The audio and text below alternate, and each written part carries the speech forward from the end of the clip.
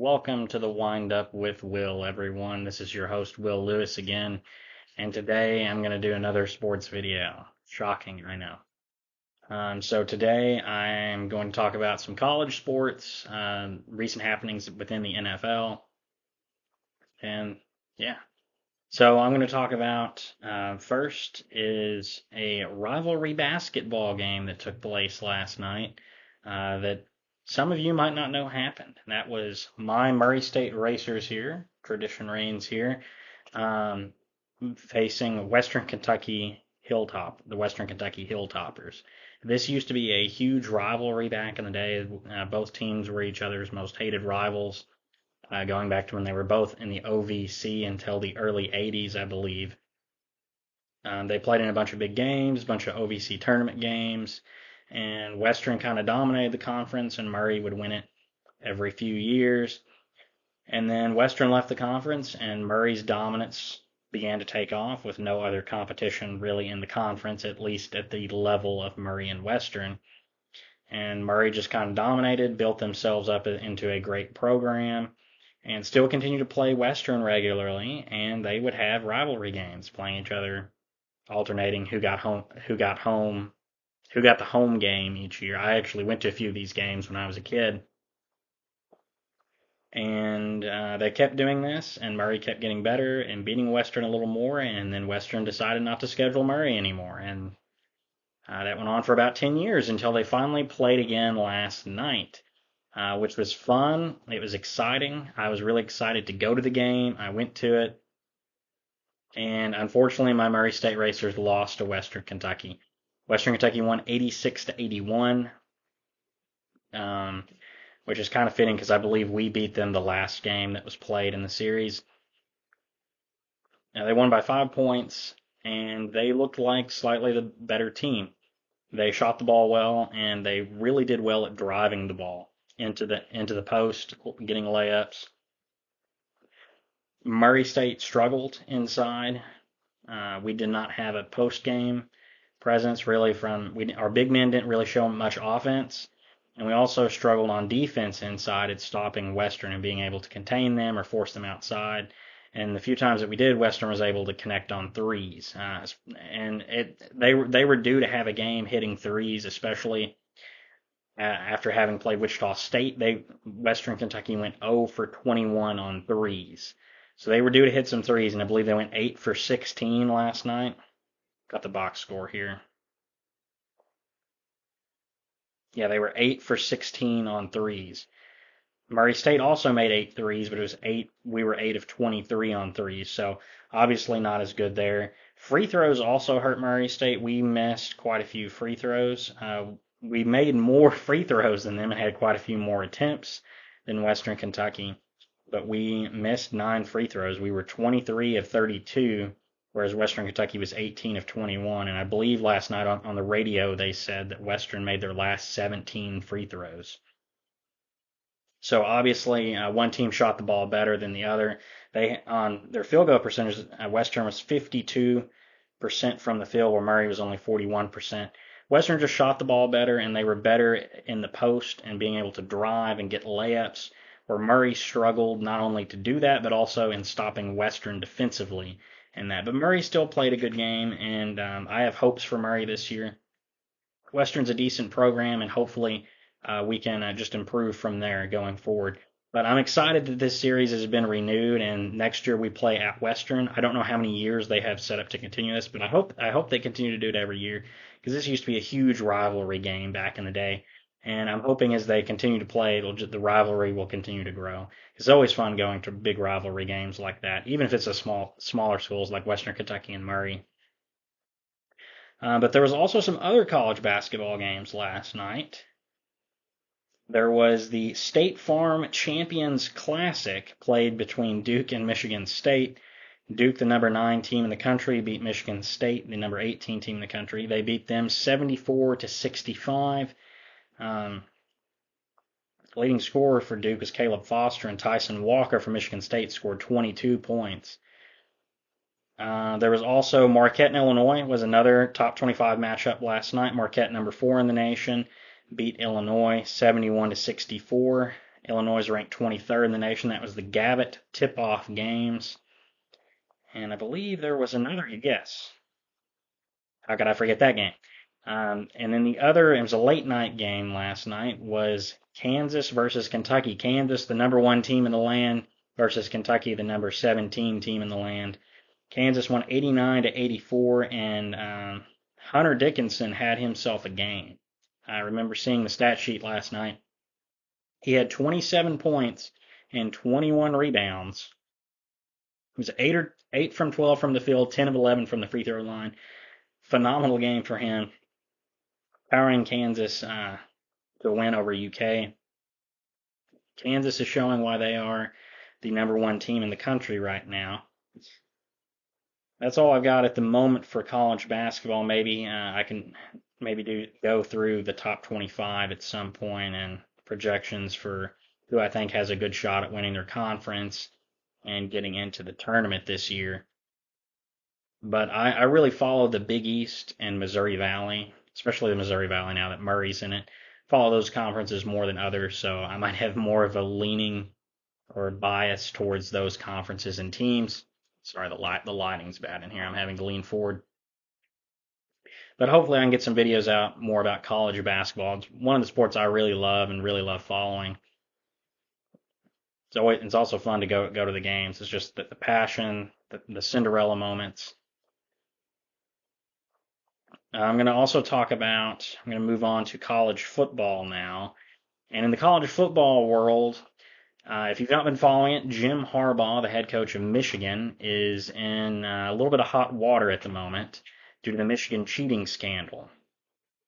So what with the Michigan cheating scandal, it kind of came out early in the year, or back in the beginning of the season, is that Michigan had apparently been sneaking coaches or scouts into other teams' games and then having them film, like with cameras, video down on the sidelines and try and steal the signs of the opposing team. So Houston Astros-esque of trying to steal the other team's signs. So then when they play them, they can see the signs that they put up. Because in college football, they don't have the headset like they do in the NFL, where they can just speak into the quarterback's ear and tell him what play to run, or speak into the linebacker on the defense's helmet and tell him what play or how to line up the defense.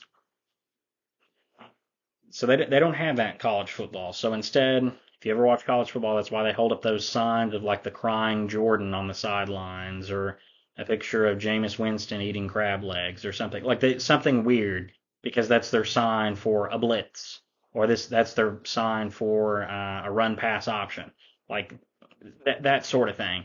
And that's what Michigan was getting away with, was stealing signs by having members of their coaching staff or scouts go to games, film the opposing sideline, decipher the signs, figure out what they were, and then when Michigan played them a week or two later, they would be able to combat them and play them. And this also came out that TCU, who Michigan played in the college football playoff last year, TCU kind of either heard about this or figured it out or whatever. And so what they did is they started making fake signs.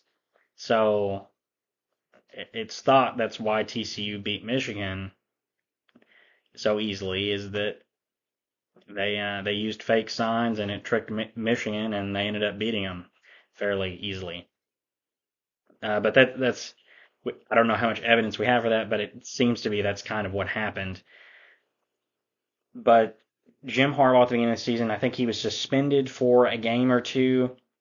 And now that more information's come out, the Big Ten, before an investigation has even happened, has decided to suspend him the last 3 games of the regular season.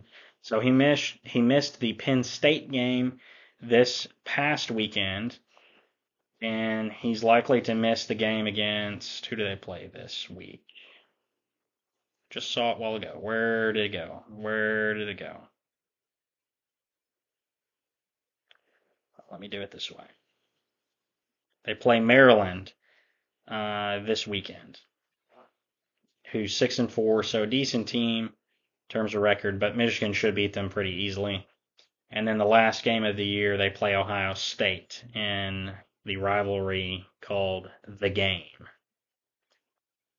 So he could miss those 3 games. Now there's a court hearing over it, and they're trying to get allow him to coach until the Big Ten has done some kind of investigation or anything. And then there's his brother, John Harbaugh, the coach of the Ravens, has said some things in some press conferences.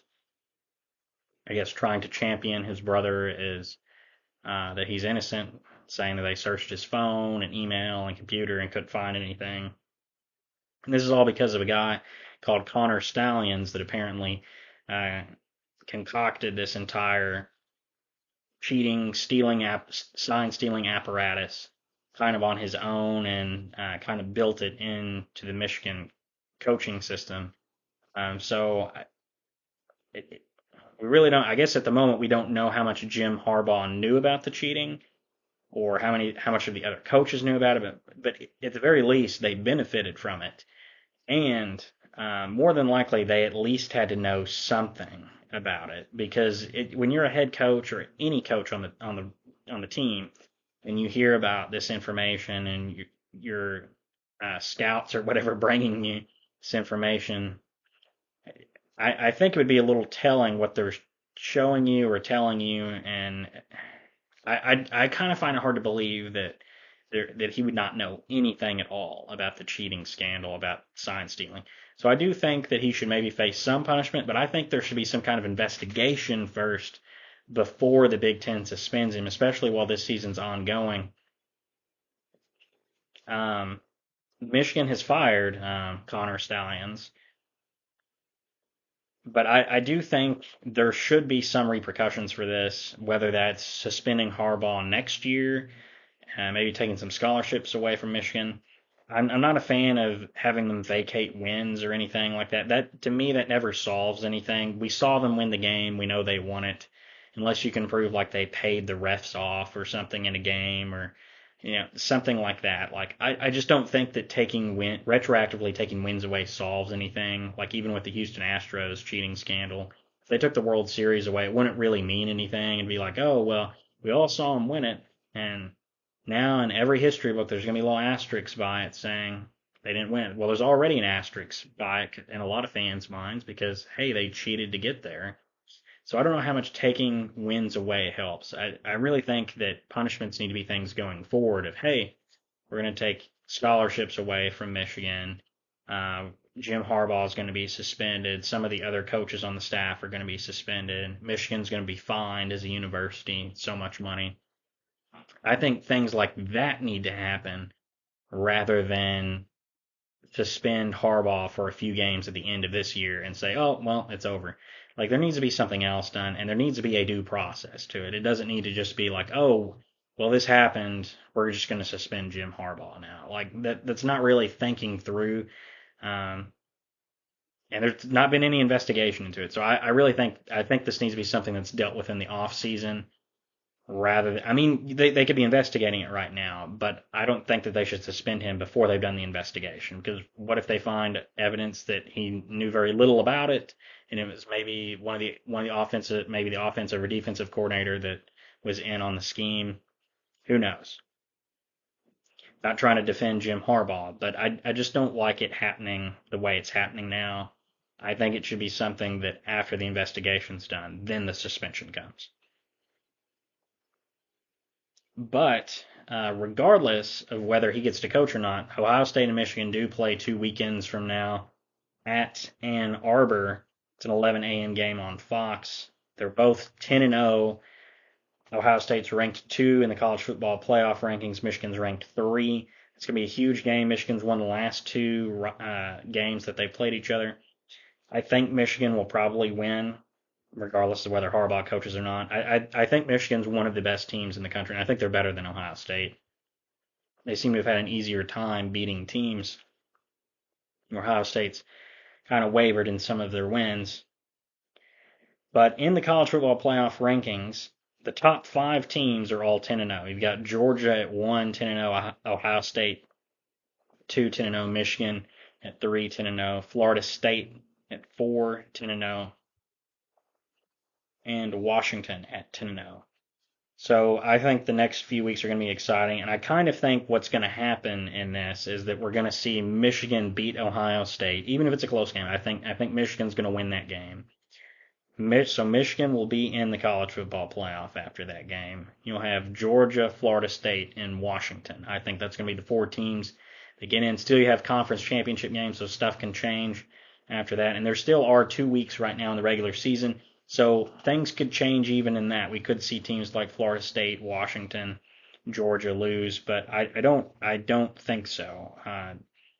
Georgia does play Tennessee at Tennessee, so and Tennessee's ranked 18th in the college football playoff ranking, so it's not impossible. But Georgia's favored by 10. Georgia's one of the best teams. I don't see them losing to Tennessee, but that would be their only chance of losing before the SEC championship game where they play Alabama, who's ranked 8th right now. And I think that's the only way Alabama gets in is if they beat Georgia in that game. Because otherwise, I think if Washington loses in the Pac-12 title game against, more than likely it's going to be Oregon.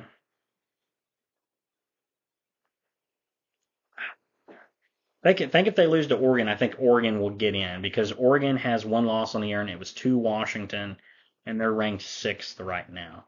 So I think likely they get in, or at least they should get in. They might put Ohio State in, unfortunately.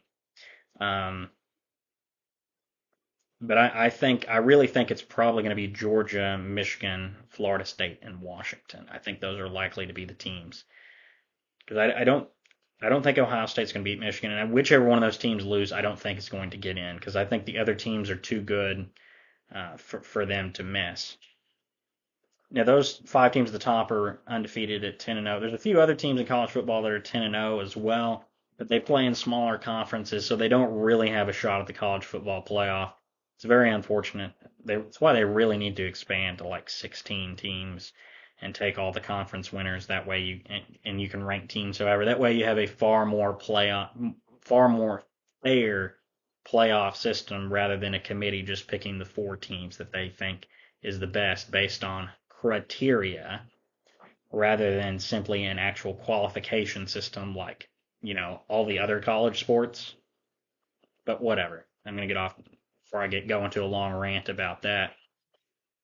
Also going on at the moment is the NBA in-season tournament.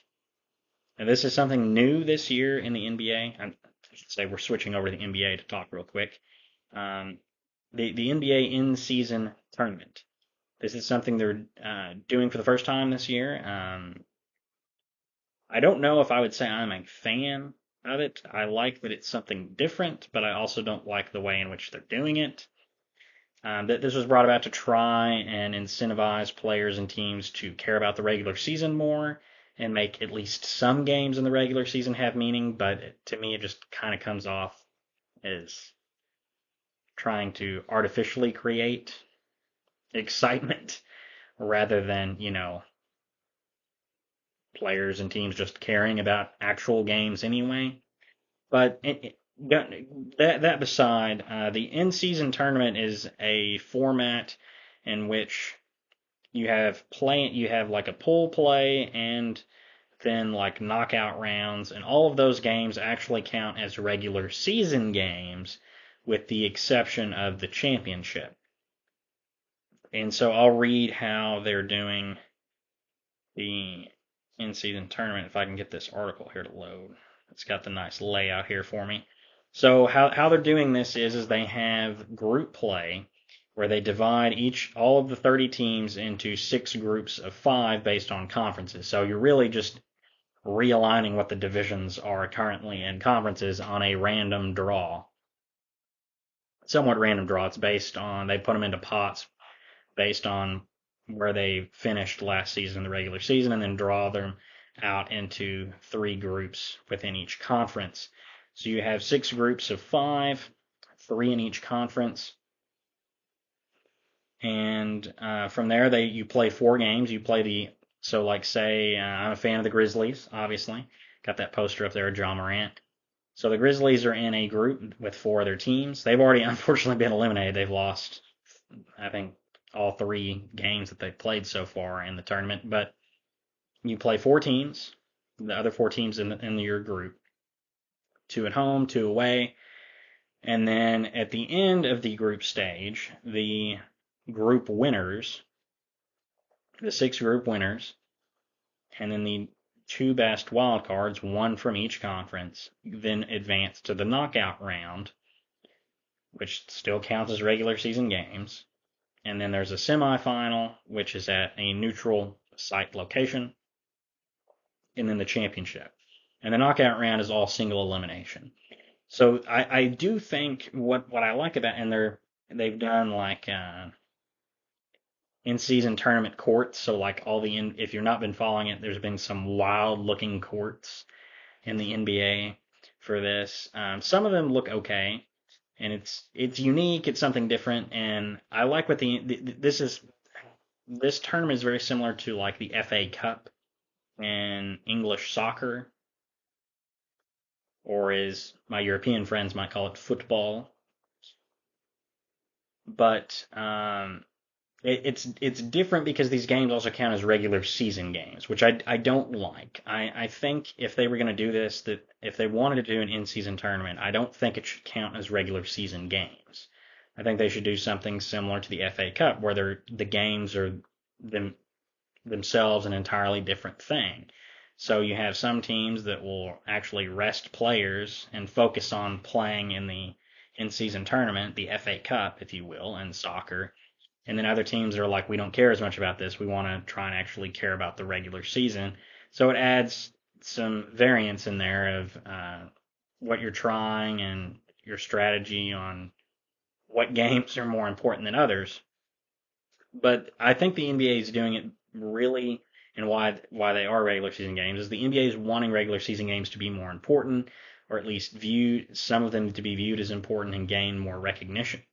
Because that's been the issue currently in the NBA is games, especially in the regular season. Playoff games are always exciting to watch, and you can tell players and teams are really trying hard in there, and there's a lot of fan excitement around it. During the regular season, there's a lot of games that come across as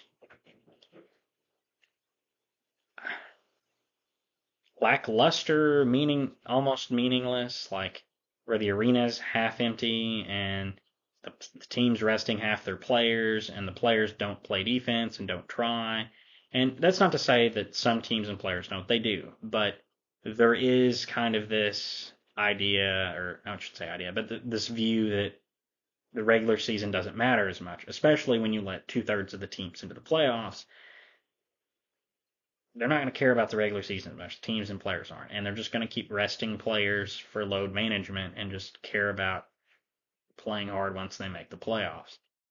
So I see why the NBA is doing this, but I think there's some other pathways to making the regular season more important, and I think part of that would be schedule change and perhaps putting more emphasis on how you do seeding rather than just continue to let more teams into the playoffs and then put an in-season tournament, which its games counts towards the regular season. I think that's kind of a weird gimmick to try and make some games more important, but that also means other games won't be viewed as important. So I'm just not I'm not entirely bought into the in-season tournament thing. I think that I think you could do the in-season tournament, but I don't think that its games should count as regular season games. That's my real hiccup or hookup. That's my issue with that's my main issue with it. And the other issue is that they should just focus on making the regular season games more important in of themselves. College basketball does this. Like there's Duke, for example, playing Michigan State. And in reality, how much does that in all of the games Duke's going to play this year, and all the teams that they're probably going to beat, and where they're going to finish in the ACC, does them beating Michigan State really make that much of a difference on their resume? I'm sure and you could argue yes, it does, because Michigan State's a top 25 ranked team, and that's going to help their resume, and there's pride in beating Michigan State. another successful college basketball program. But there's also a passion to beat them. If we're going to go out there and win the game. We're doing everything we can to win each game. And I think part of that comes with a culture in college basketball of every game mattering, especially because you're trying to build a resume to help your chances of either making the NCAA tournament or, in Duke's cases, getting a higher seed, because we already know they're going to make the NCAA tournament this year, unless they just collapse or have injuries. But Duke's going to pretty much guaranteed to go to the NCAA tournament this year, even if they don't win the ACC regular season or conference tournament, because they're a good team and they're going to win a bunch of games more than likely. But there is this idea of the resume and helping out where they're standing, and there's just something different in college basketball where there's more of an emphasis on winning games and winning each game, not just a game, but winning each game. Whereas in the NBA, there's kind of almost this and it's happened kind of over the last 10-ish years or so, where this load management thing's come in and all these players kind of try, and it's not really them trying until they get to the playoffs. And it makes the playoffs really exciting because there's really exciting, hard-nosed teams really trying hard basketball. But during the regular season, you don't get that as much. So there's some ways to fix that. And that hopefully I can make a video soon of things the NBA can do to improve itself and improve the regular season. But first, I do need to get my NBA season prediction video out. I'm sorry I got my little soapbox there for a second about the in-season tournament. But I need to do my NBA season prediction video. I've already done my NHL season prediction video. If you want to go check that out as my last video, just go down, hit the account. I don't know how to put I'm sure there's a way you can put links here to just go to it easier. I'm not as informed on how to do that as I am other things. Still learning here on YouTube. But go check out my last video on my NHL season prediction. And hopefully I can get that NBA season prediction video out soon. But that's all I've got for this video. Let me know what you think about the NBA in-season tournament. Is Michigan or Ohio State gonna make the college football playoffs? Who you got in the college football playoffs? And what do you think of college basketball starting this season? Who's gonna be the favorites to win it all? Let me know in the comments down below, and I'll see you on the next video. Bye bye.